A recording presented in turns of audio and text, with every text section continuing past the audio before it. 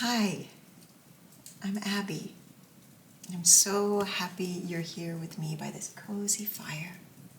Today I'm going to be reading Ollie's Ski Trip by Elsa Beskow.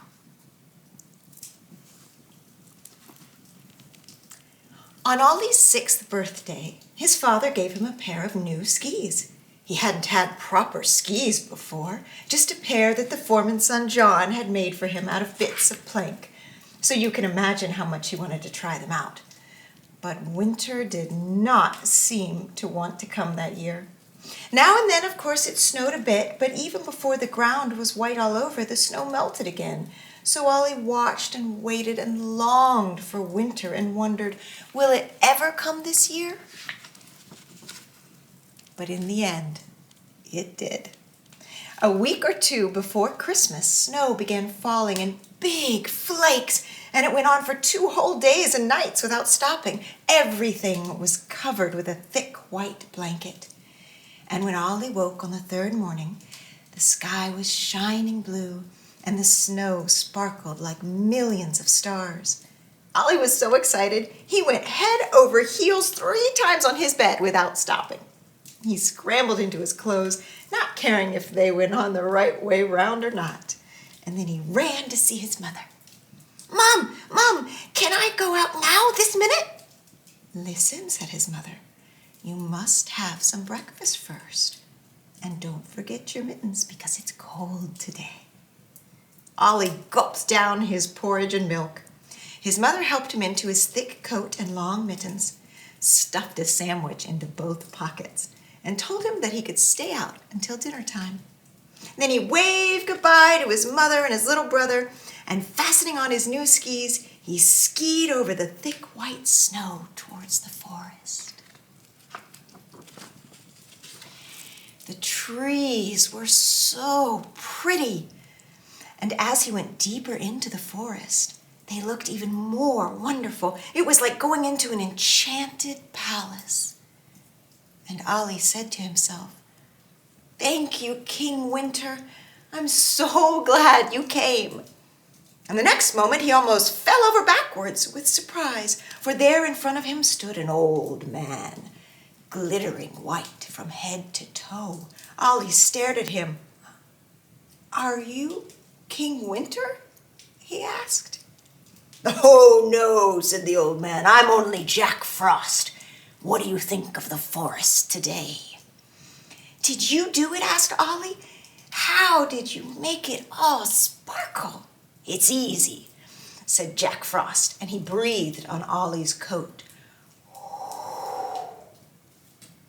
And his breath hung like a white cloud. And when it disappeared, Ollie's coat was covered with glistening hoarfrost. And then he laughed and gave Ollie's ear a little pinch. "You're a sharp lad," he said, "and I don't think you mind if the cold wind stings your face a bit. You called out King Winter's name a moment ago, so maybe you'd like to come with me to his palace here in the forest." "Oh, yes, please," said Ollie excitedly.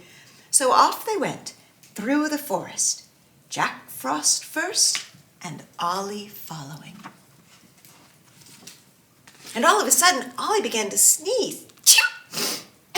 His feet felt wet, and the hoarfrost on his coat had melted.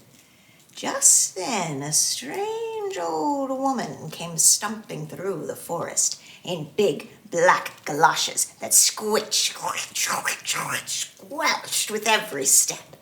She had a broom over her shoulder and an umbrella in one hand, and she was blowing her nose and sneezing all the time as if she had a terrible cold. Who was she? Ollie was just going to ask when Jack Frost rushed forward shouting, "What? You again? Go away at once, and don't you dare stick your nose in here before spring." And then he blew a huge cloud at her. Whoosh! And she looked quite scared and ran away so fast that she dropped her broom. Ollie was so surprised he couldn't think what to say. "You were very rude to that old woman." he said in the end. "Oh, so I was rude, was I?" growled Jack Frost, Still looking angry.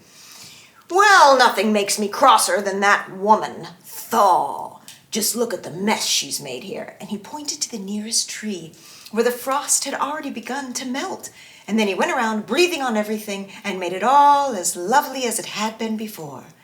"Ah, that's a good thing she didn't have time to do much more damage," he said, a little more cheerfully. "You see, Mrs. Thaw is really winter's cleaning lady, and she's supposed to clear up before spring comes. But she's so stupid she never knows when she's meant to come, and she even turns up with her slush in the middle of winter and wrecks everything. You only have to turn your back, and there she is. Well, Ollie, shall I call her back?"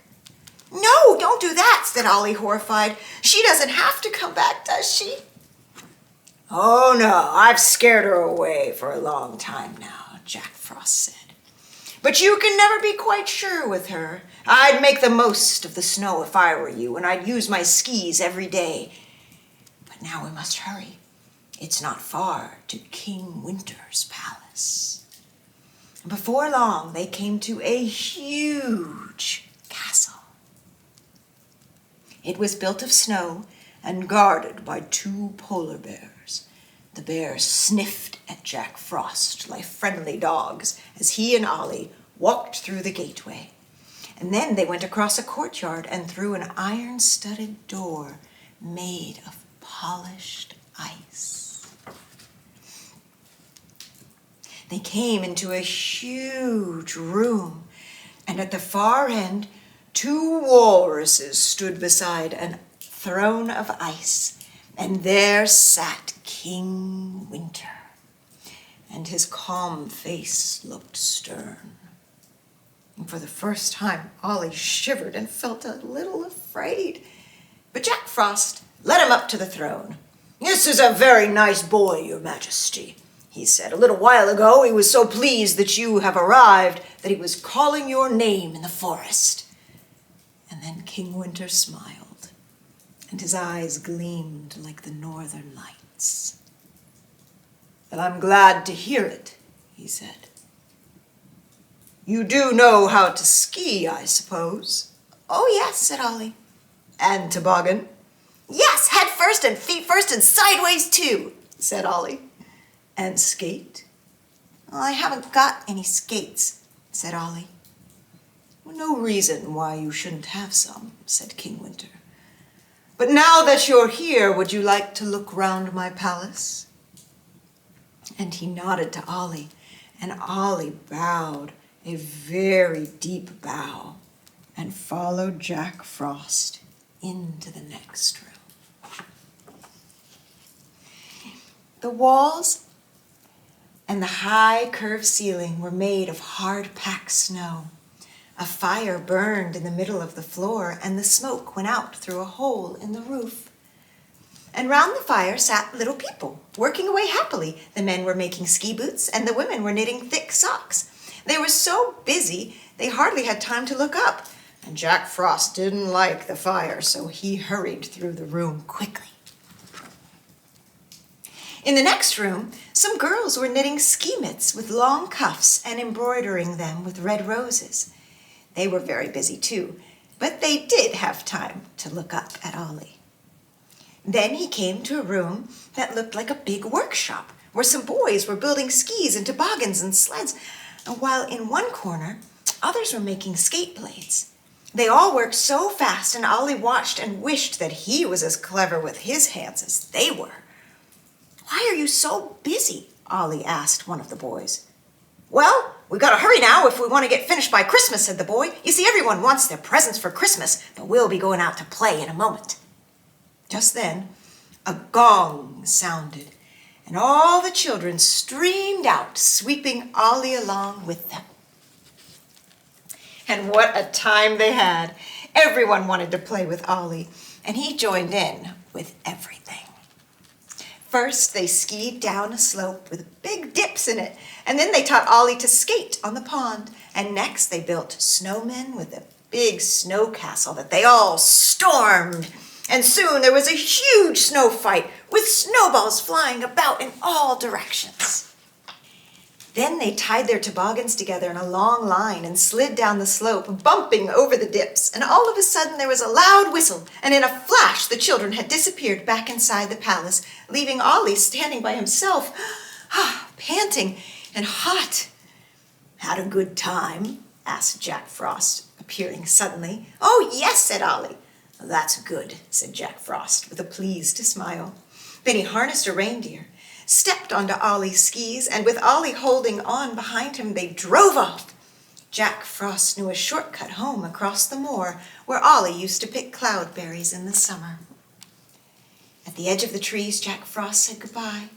Ollie arrived home so full of what had happened that he could scarcely eat a thing. And would you believe it? On Christmas morning, Ollie heard a knock at his window.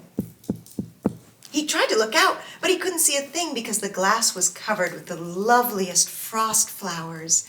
But he knew at once that Jack Frost had paid him a visit.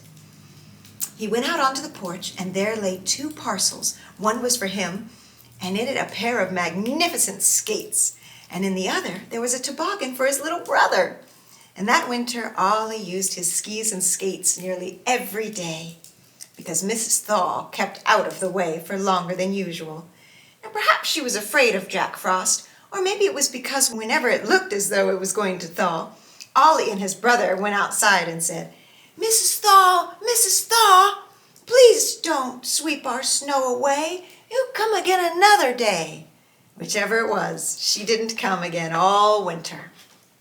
She didn't come until springtime, when King Winter and his court had moved up to the North Pole. And then she came with a splash. What a mess!